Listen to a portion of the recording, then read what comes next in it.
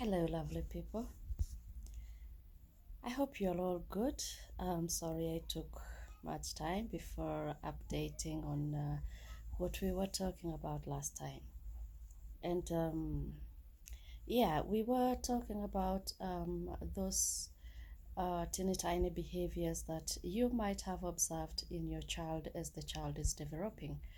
And we were to look at the reason as to why it happens or what really causes those real kind of behaviors. And there are different reasons or different causes as to why some of these behaviors might be happening. For example, the child may not be so focused as they should be, or the child is not developing as they should be. And one of the reasons that may cause that one is autism. I understand that most of us may not be familiar with that term, autism, which is a development in the brain. I mean, like before the child is born, the brain might not have developed properly. And the complete definition of that word is autism is a spectrum disorder. Autism spectrum disorder, and it is a developmental disability caused by differences in the brain. You mean, like the brain might have underdeveloped when the child is still in the womb, and due to that underdevelopment, now the child, once they are born, they will start behaving um, differently from the normal children. But that doesn't mean that these children they are sick or anything. No, because autism is not a disease and it is not an illness. It just means that the child is performing differently. You might say that the child is unique, you know. Yeah, and that is actually how we are supposed to take it. We are not supposed to take it as a disease, and we are not supposed to take it as yes, I understand that it says disability, but you may find that in the children who are autistic, you might find that there is another category called the Asperger's, and these Asperger's they are the children or people with autism, but they are super intelligent, right? So this is to tell you that it is not a disability as per se, but it just means that the brain, the functionability of the brain is quite different from your own. Just like the way that we are created differently, we might say that. Only that in autism, there are some people who might have, we might have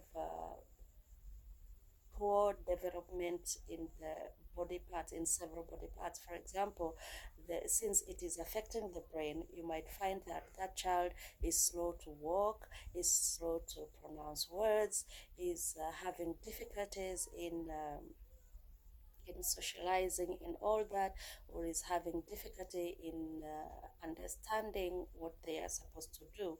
And there are another category that is called ADHD, that is attention deficit hyperactivity disorder.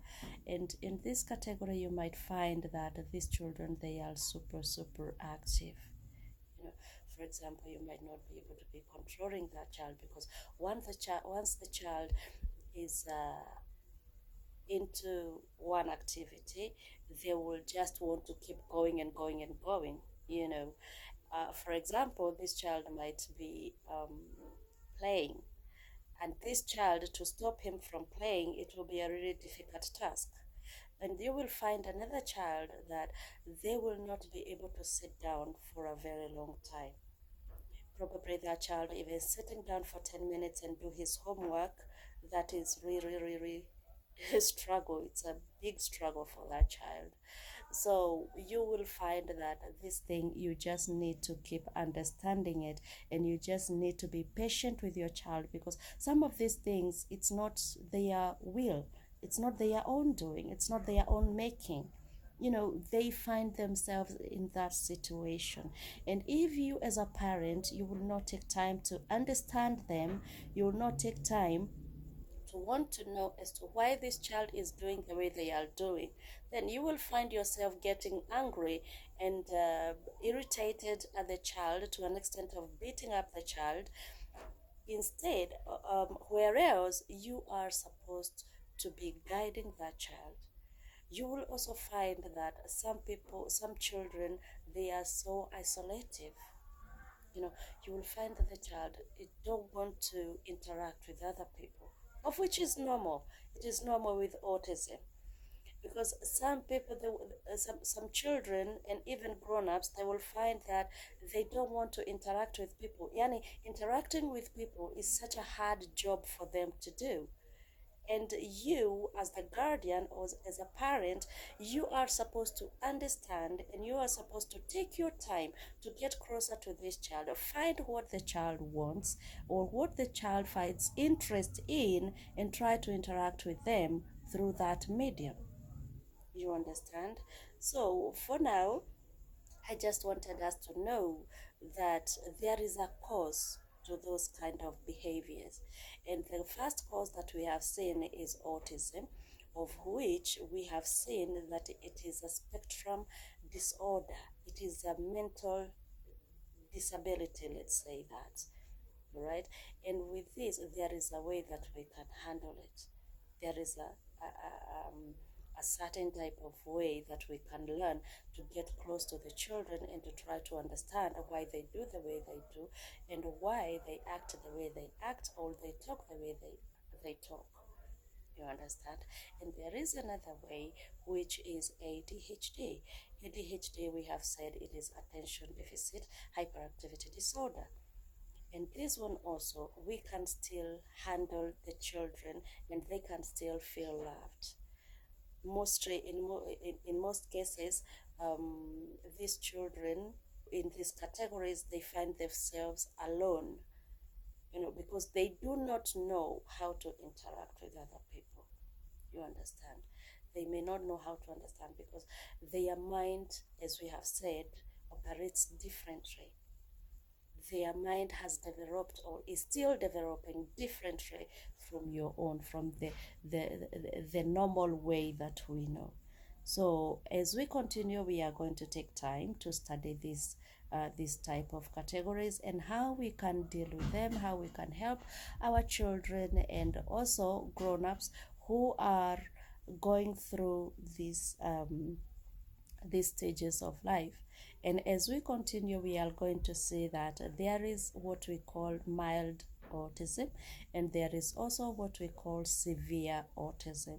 So as we continue, we are going to see the differences between the two, and we are also going to differentiate between autism and ADHD.